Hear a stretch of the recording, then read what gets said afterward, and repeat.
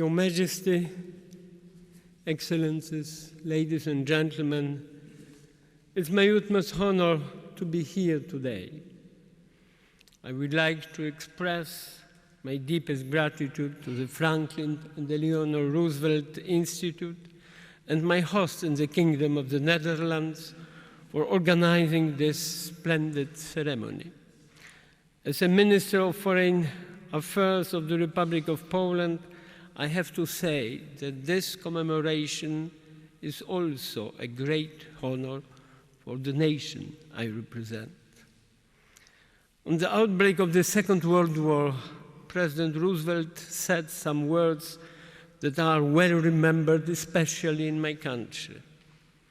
When peace has broken anywhere, the peace of all countries everywhere is in danger. President Roosevelt, in the end of the hot summer of 1939, meant precisely Poland. He correctly sensed a big catastrophe for the whole world, starting with my country. Poland not being the only or even the first victim of totalitarianism, but certainly the country which stood alone for a while against evil foes of freedom. Our common history teaches us that peace and freedom are fastened to each other. There is no freedom without peace, and no genuine peace without freedom. In the 19th century, when the very name of my country was scratched out from the map of Europe as a result of partition done by neighborly powers, Poles invented a famous motto catching popularity in Hungary, Italy, France, Germany, the United States, and Russia. It stated, "For freedom, yours and ours." And still, this maxim has profound meaning for Poland being a member of NATO. And it will work also very soon in the European Union for the stability and prosperity of the whole continent.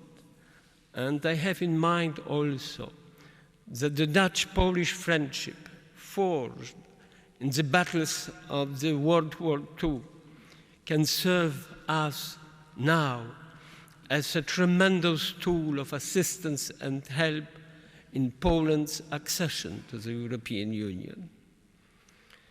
It almost doesn't seem to be conceivable to the end of the present century, but one politician and statesman of the previous century was able to say, Italien ist ein geografischer Begriff. The lack of freedom didn't used to be only a Polish speciality. It seemed to be a universal disease, since freedom was universally dreamed of and desired. Dreamed of even so, or especially so today. Sometimes, of course, an instant gift of freedom gives us a lot of difficulties. We cannot consume in a proper manner blessings of newly acquired freedom. But it cannot be a point against the idea of being free. For the foes of freedom who tend to underline now the blacker side of expanding the world of democratic values, let me remind an old liberal prescription taken from the time of Metternich, but born in quite the opposite environment, the sentence of Lord Macaulay saying, "There is only one cure for the evils which newly acquired freedom produces, and that is freedom itself." The life and deeds of President Roosevelt were based on the legacy of the founding father of the American Revolution and the birth of independence. Their extraordinary and prestigious heritage allowed the president to initiate his first presidential term with the famous social program illustrated in his introductory declaration, "I pledge you I pledge myself to a new deal for the American people. The powerful legacy of his predecessors armed also Roosevelt with a message equally visionary and full of hope when the war in Europe already broke out and America was awaiting the unknown and inevitable. There is no escape for a politician when the problems of lack of freedom and consequently war are at stake. He or she, providing one may possess enough responsibility, must react. President Roosevelt gave us an all-powerful response embodied in his address to Congress in January 1941. His message brought hope for helpless and unprotected, and still is worth to repeat over and over again. It remains everlasting inspiration for the mankind. I'm personally convinced that without this strong and straight vision of the great American president, the plight of defenseless and oppressed could take more twisted form in our time. The solidarity movement in Poland, approaching in present year its 20th anniversary, was based on rejection of the totalitarian system, rejection of the Yalta decision splitting Europe on two antagonist blocs, and on a profound, everlasting desire of freedom. It is a genuine European heritage, the best that Europe has been able to provide to the rest of our globe. But it is simultaneously the most important and valued component of the American dream.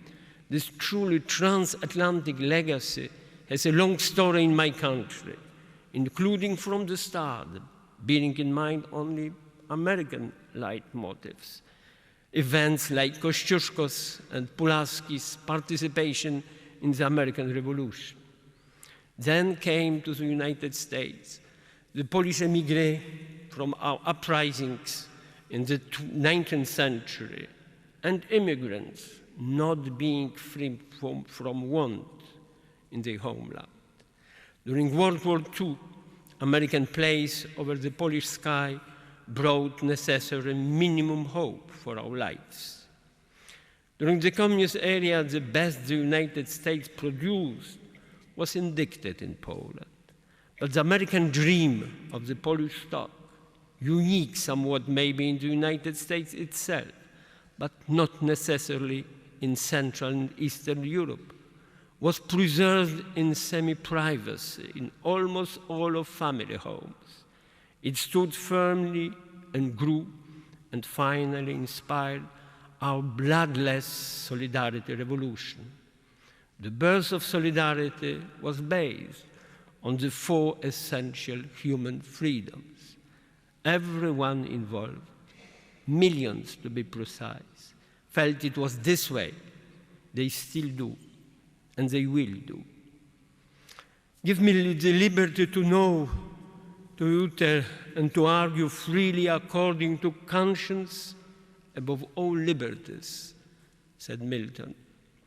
This maxim of the old English poet, known thoroughly to the founding fathers and American presidents, I can say enhanced me to take part in the historic events of our times. I profoundly believe it will enhance me also in Poland's drive to be valued, sufficient, and responsible, a full-fledged member of the European Union. Thank you very much for your attention.